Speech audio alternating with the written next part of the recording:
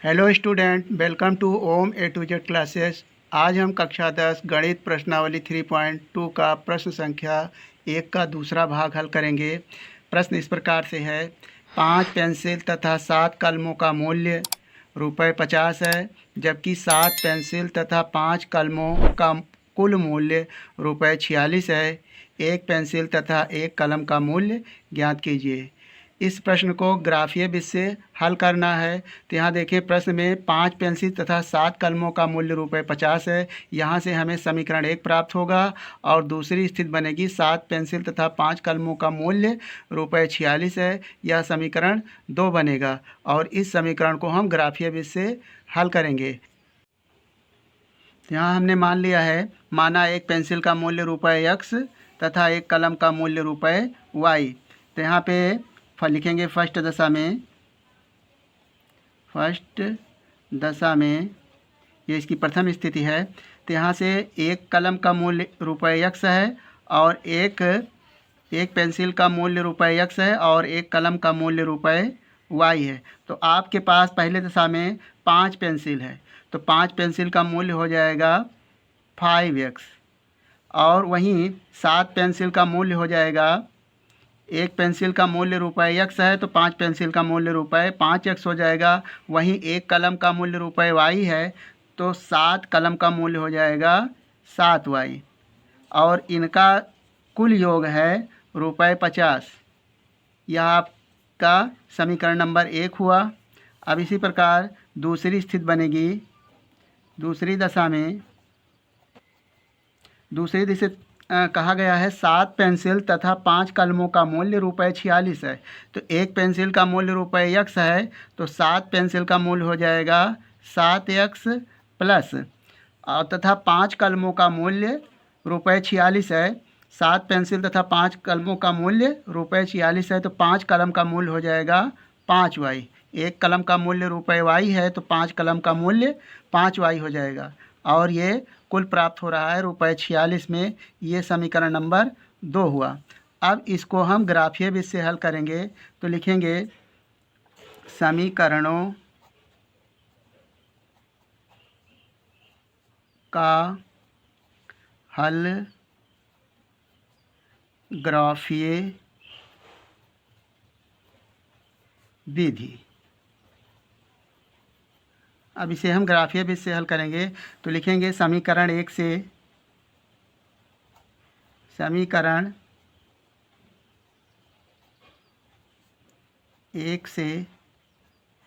समीकरण 1 आपका है 5X प्लस 7Y बराबर 50।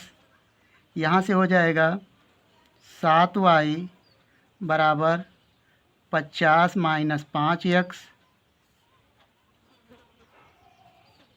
इसलिए y बराबर हो जाएगा 50 माइनस 5X बटा 7। अब यहाँ से x के हम विभिन्न मान रखेंगे और y के मान निकालेंगे। तो लिखेंगे इसमें पहली दिशा में x बराबर मान लेते हैं x बराबर 3, तब आएगा y का मान, तब y बराबर आ जाएगा 50 माइनस 5 गुणे 3 बराबर हो जाएगा 50 में से 15 जाएगा बटे 7 है, 50 माइनस 15 बटे 7 तो बराबर हो जाएगा, ये हो जाएगा 35। 10 में से 5 जाएगा 5 और हो जाएगा 4 में से 1 जाएगा 3 बटे 7। तो यहाँ से 7 बचे 35, तो y का मान आया 5। अब दूसरी स्थिति में पुनः जब x बराबर रखें 10, तब y बराबर हो जाएगा, y बराबर उसी समीकरण में रखें 50 माइनस 5 गुणे x का मान आपने 10 माना है तो यहाँ रखेंगे 10 और बटे 7, तो हो जाएगा 50 और 5 दहम 50 बटे 7। यहाँ 50 में से 50 जाएगा तो हो जाएगा 0 बटे 7। तो यहाँ पे y का मान आया 0।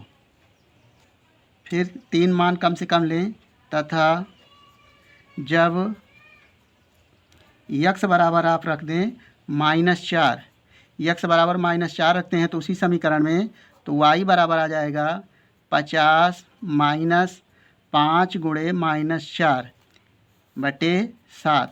तो यहाँ से देखें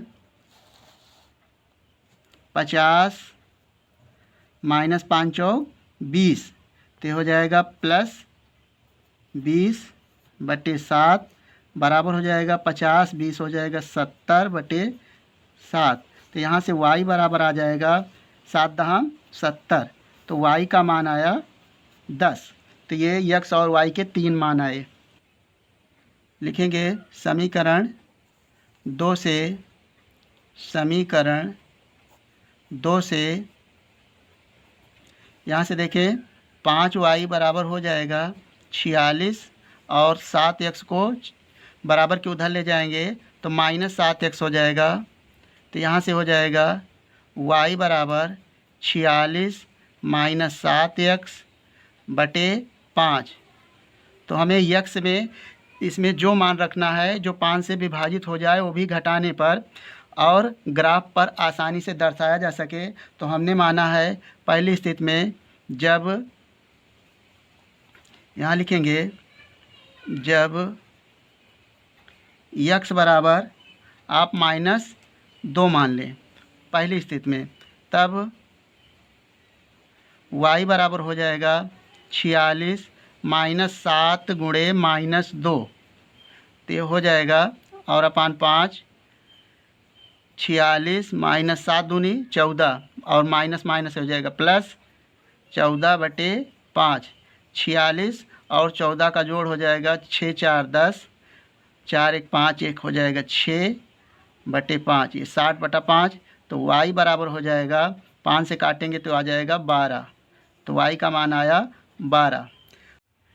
समीकरण में पुनः जब x बराबर लिखेंगे 3 तब y बराबर हो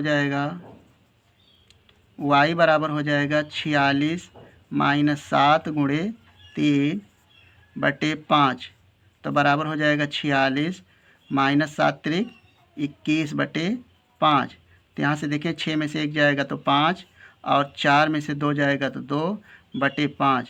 तो वहाँ y बराबर आ जाएगा 25, तो y का मान आ गया 5। जब आपने x बराबर 3 रखा तो y बराबर 5 तथा x के कम से कम 3 मान लेने हैं। तो यहाँ लिखेंगे जब x बराबर आप 8 रख दें तब y बराबर आ जाएगा आपका उसी समीकरण में रखें 46 माइनस 7 गुणे 8 बटे 5 बराबर हो जाएगा 46 7 8 56 बटे 5, तो बराबर हो जाएगा 56 में से 46 जाएगा तो चिन्ह बड़े के लेंगे तो हो जाएगा -10 बटे 5। तो यहाँ से हो जाएगा y बराबर -5 दूनी 10, तो हो जाएगा y बराबर -2, तो y का मान आया -2। अब इसी समीकरण 1 और समीकरण 2 को एक सारणी बना लेंगे। तो लिखेंगे समीकरण 1 के लिए जब आपने माना था x बराबर 3 तो y बराबर 5 प्राप्त हुआ था। दूसरी स्थिति में जब x बराबर 10 तो y का मान आया 0 और पुनः x बराबर जब -4 तो y का मान आया था 10। ये समीकरण 1 के लिए है। और समीकरण 2 की स्थिति है जब x बराबर आपने माना था -2 तो y का मान आया था 12 और पुनः जब x बराबर आपने 3 माना था तो y का मान आया था 5 और जब x बराबर 8 माना था तो y का मान आया था -2। अब इस सारणी को हम ग्राफ पर दर्शाएंगे। यहाँ से हमें ग्राफ से जो मान प्राप्त हुए हैं समीकरण हल करने से, समीकरण 1 के लिए तथा समीकरण 2 के लिए x तथा y के मान आए हैं। तो समीकरण 1 में देखें x का अधिकतम मान 10 है और वहीं y का अधिकतम मान 10 है। तो हम ग्राफ में जो इन मानों को अंकित किए हैं ग्राफ में देखें, यहाँ से x अक्ष है, ये x अक्ष की धन दिशा है, प्लस यहाँ पे हमने यक्स के 10 मान दर्शाए हैं और वहीं पर y के लिए समीकरण 2 में देखें, y का अधिकतम मान 12 है। तो हम समीकरण 2 के लिए y के अधिकतम मान 12 को दर्शाए हैं। यहाँ पे देखें एकदम शीर्ष तक 12 मान अंकित हुआ है। तो इस प्रकार से आप मान दर्शा लिए हैं। तो x अक्ष की धन दिशा है और वहीं x अक्ष की ये ऋण दिशा है। इधर मान माइनस हम दर्शाएंगे, -1, -2 और -3, -4, क्योंकि इसमें x बराबर -4 है तो हम 4 मान तक ही अंकित करते हैं। वहीं y अक्ष की भी ऋण दिशा में -1, -2 और -3 इस प्रकार से अंकित कर लेते हैं, -4। अब यहाँ पे देखें, हमें इन मानों को इस ग्राफ पर दर्शाना है। तो समीकरण 1 में देखें जो मान प्राप्त हुआ है, पहले देखें x बराबर 3 और y बराबर 5। तो आइए इसे दर्शाते हैं। मूल बिंदु मध्य में 0, 0 है। यहाँ से x पर 3 खाना बढ़ेंगे, 1, 2, 3, और y पर धन दिशा की तरफ ऊपर की ओर 5 खाना बढ़ेंगे। तो यहाँ पर देखें y अक्ष 5 है तो उसी के सामने और 3 के सामने, तो यह बिंदु प्राप्त होता है। यह बिंदु है 3,5। यहाँ लिख देंगे 3,5। अब दूसरी स्थिति में समीकरण 1 में देखें, सारणी में x बराबर 10 और y बराबर 0 है। तो चलें इसे देखें। तो x अक्ष पर धन दिशा की ओर 10 खाना बढ़ेंगे और y पर ये 0 है। तो यहाँ पर यह बिंदु प्राप्त हुआ आपका 10,0। तो यहाँ लिख देंगे ये 10,0 है यह बिंदु। और दूसरी स्थिति में x बराबर -4 है और y बराबर -4, y बराबर 10। तो ऋण दिशा में x अक्ष की ऋण दिशा में देखें 1, 2, 3 और 4, और y पर 10 खाना धन दिशा की ओर बढ़ेंगे। तो देखें यहाँ से सीधा आप बढ़ेंगे और y अक्ष की धन दिशा में 10वें नंबर पर देखें और दोनों को सम्मुख लाएं। तो y अक्ष के 10 और x की -4, तो यह बिंदु प्राप्त होता है -4,10। अब इसे तीनों को पटरी से मिला देते हैं। तो यहाँ से इसे मिला दें।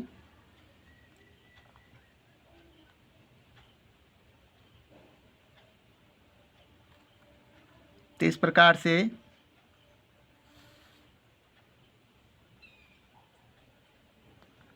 यह एक रेखा प्राप्त हुई समीकरण 1 के लिए। अब ग्राफ 2 के लिए, समीकरण 2 के लिए देखें x बराबर -2 है तो x अक्ष की ऋण दिशा में -2 कॉलम बढ़ेंगे और y बराबर 12। तो यहाँ पे देखें समीकरण 2 के लिए ऋण दिशा में x बराबर -2 है और वहीं y बराबर है +12।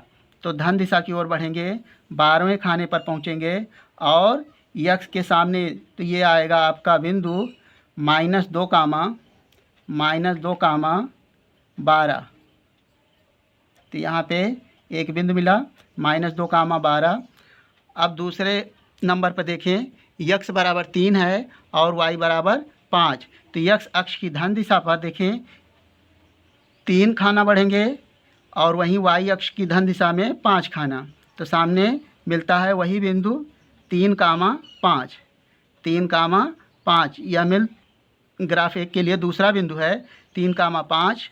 और फिर देखें सारणी में x बराबर 8 और y बराबर -2 है। तो x अक्ष पर देखें 8वें नंबर पर x बराबर 8 और y बराबर -2। तो नीचे की तरफ -2 मिलेगा और उसी के सामने बिंदु मिलेगा, इसे मान लें 8,-2। अब इन तीनों को मिलाते हैं। तो इसे पटरी से मिलाते हैं।